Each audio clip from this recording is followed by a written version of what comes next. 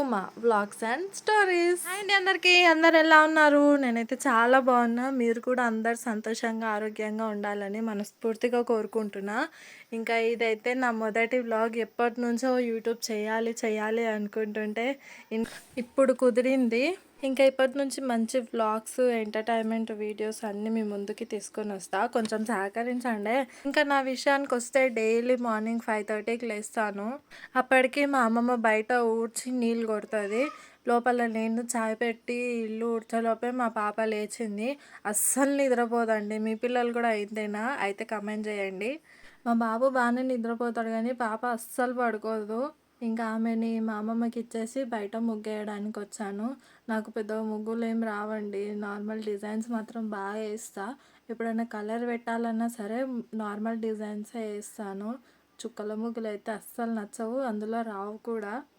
ఇంకా ముగ్గు అయిపోయాక ప్రెస్ చేసుకొని రోజు బట్టలు రోజు మిషన్లో వేసేస్తాను. మిషన్ ఉంది కాబట్టి నాకు కొంచెం ఉతుక్కునే పని చాలా తక్కువ ఉంటుంది. చిన్నపిల్లలు ఉన్న ఇంట్లో అయితే ఇంకా చెప్పక్కర్లేదు, ఉతకలేము అస్సలే. ఆ బట్టలు అయితే రోజు ఒక లోడ్ అవుతుంది. ఇప్పటికీ డైలీ మిషన్లో బట్టలు వేసినా కూడా పైపు తీయడం మర్చిపోతుంది. అదేంటో అండి, అస్సలు ఎప్పుడు గుర్తుకుండదు. యూట్యూబ్ చేయాలంటే స్టార్టింగ్లో బాగా భయం వేస్తుంది. నేను అట్లానే ఆగిందాన్ని ఇన్ని రోజులు. కానీ ఒక స్టెప్ వేస్తూనే కదా తెలిసేది అని నేను మళ్ళీ స్టార్ట్ చేసిన.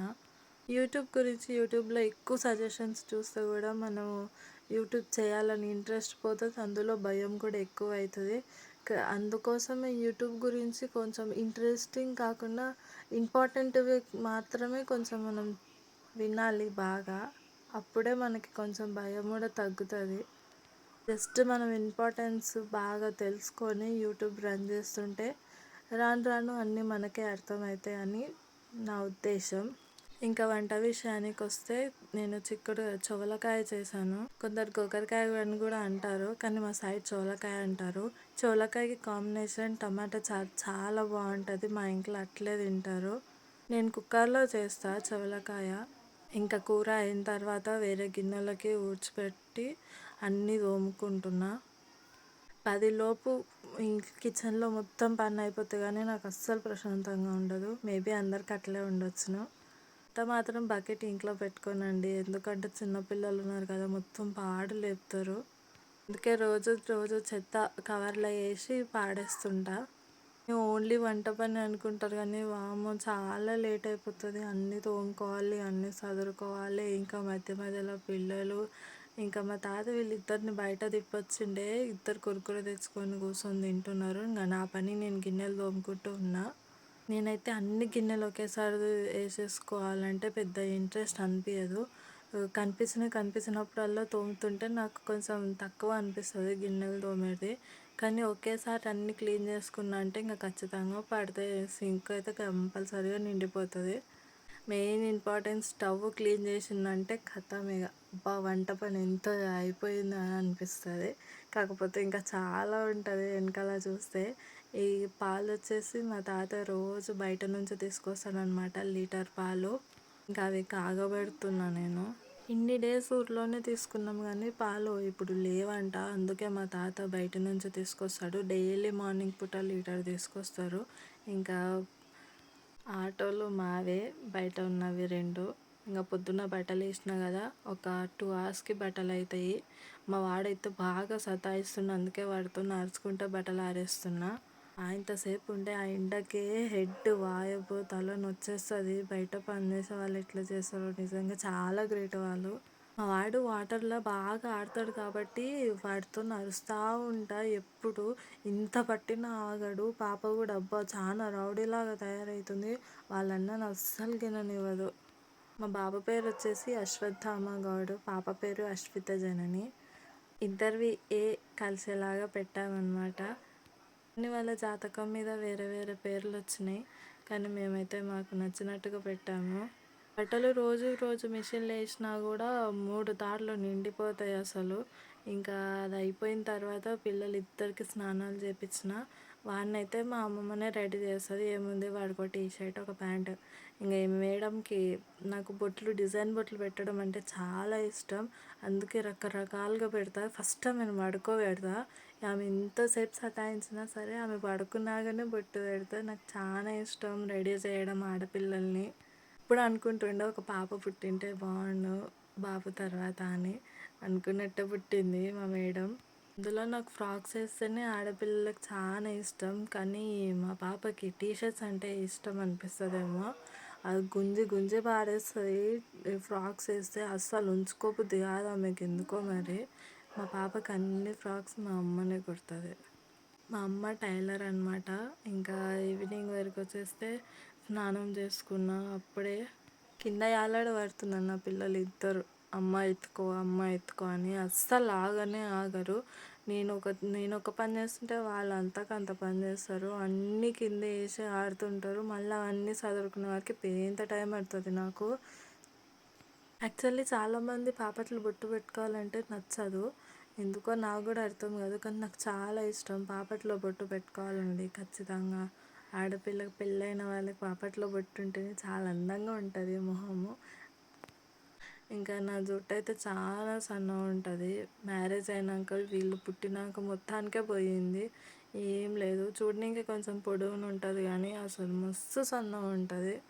పెళ్ళైన కొత్తలో నా జుట్టు నాకు వేసుకోవడానికి కూడా రాకుంటుండే, మా అమ్మమ్మనే వేస్తుండే. కానీ ఇంకా రాను రాను నేనే అలవాటు చేసుకున్నా.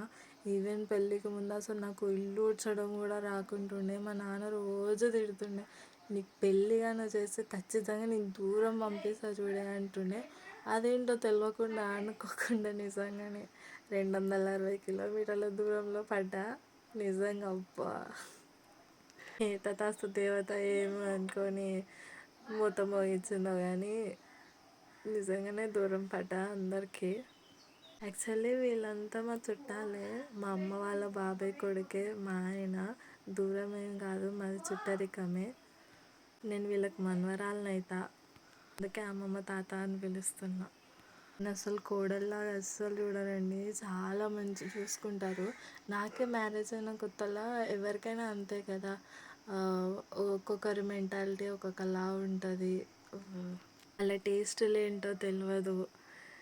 ఇంకా అట్లా వాళ్ళని అర్థం చేసుకోవడానికి నాకు చాలా టైం పట్టేసింది. ఖచ్చితంగా ఒక 1 year అన్న టైం పట్టింది.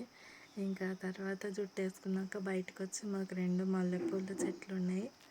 రోజుకో 10 పూలు ఇట్లా వెళ్తాయి. రోజు పూలు పెట్టుకుంటాను, నాకు చాలా ఇష్టం పూలు పెట్టుకోవడం అంటే. ఇంకా శారీస్ కట్టుకోవడం అంటే పెద్ద ఇంట్రెస్ట్ ఉండదు కానీ నైట్ కూడా ఏం వేసుకోను, ఓన్లీ డ్రెస్సెస్ చాలా ఇష్టం. మన ఆడవాళ్ళకి అదే కదా కంఫర్ట్. కొందరికి నైటీ, కొందరికి డ్రెస్సెస్.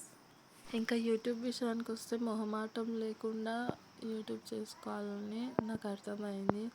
అంటే చుట్టుపక్కల వాళ్ళు ఏమనుకుంటారు, చుట్టాలు ఏమనుకుంటారు, ఇవన్నీ థాట్స్ మైండ్లో తిరుగుతాయి. కానీ ఎవరు తెచ్చి పెడతారండి మనకి?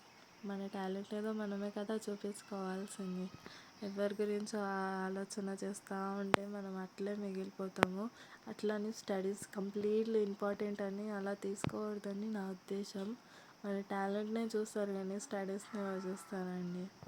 చాలామంది చదువుకుంటేనే వాల్యూ, చదువుకుంటేనే పక్కన వాళ్ళకి మనం ఏంటో తెలుస్తామంటారు. అంతా నా ఉద్దేశంలో తప్పు. ఎందుకంటే టాలెంట్ ఇంపార్టెంట్ కానీ చదువు కాదనిపిస్తుంది నాకు. ఇంకా నైట్కి మా చిన్నత్తమ్మ వాళ్ళు వచ్చిండే, మా చిన్నమ్మమ్మ వాళ్ళు. మా ఆయన చికెన్ తెస్తే ఇంకా ఉల్లిగడ్డ కోస్తున్నా. నాకు చికెన్ రాదండి, వచ్చేమో కానీ చాలా వరకు అయితే నేను చేయను. మ్యారేజ్ అయినప్పటి నుంచి ఒక 3-4 times చేసిన ఇంట్లో చికెన్, అంతే. చాలా వరకు మా అమ్మమ్మనే చేస్తారు, లేకపోతే మా ఆయన చేస్తారు. నేనైతే చెయ్యను. ఎప్పుడో ఒకసారి తెచ్చుకునేది కానీ నా చేతికి ఇవ్వరు, అదేంటో నాకే అర్థం కాదు. అందులో నేను కూడా ధైర్యం చేయను, చాలా పేర్లు పెడతాను మా ఇంట్లో ఏ వంట చేసినా కూడా. ఈవెన్ అందరి ఇంట్లలో ఉండే కామనే, కాకపోతే ఎందుకో తెలియదు అలా. ఇంకా ఉల్లిగడ్డ టమాటా అన్నీ కోసి అన్నీ రెడీగా పెడితే మా అమ్మ వచ్చి చికెన్ చేస్తుంది. ఎప్పుడైనా అంతే. ఈవెన్ మా చిన్నమ్మమ్మ, మా అమ్మమ్మ వాళ్ళ సొంతం చెల్లి పిల్లల్ని చూడడానికి వచ్చింది. బిడ్డ కింద నీళ్ళు తీసుకొని ఆమెకు బొట్టు పెడుతున్నది, అట్లా ఆడుతున్నారు ఇద్దరు. ఇంక ఈ వీడియో వచ్చేసి ఆ ముందు రోజు నైట్ది. దానికి కొడితే చాలా కోపం వస్తుంది, తిరిగి తిరిగి మళ్ళీ మనల్నే కొడుతుంటుంది. కానీ ఎందుకు ఆ రోజు వీడియో తీస్తున్నందుకే ఏం అనలేదన్ను. ఇంక ఇదే అండి వాళ్ళకి వీడియో.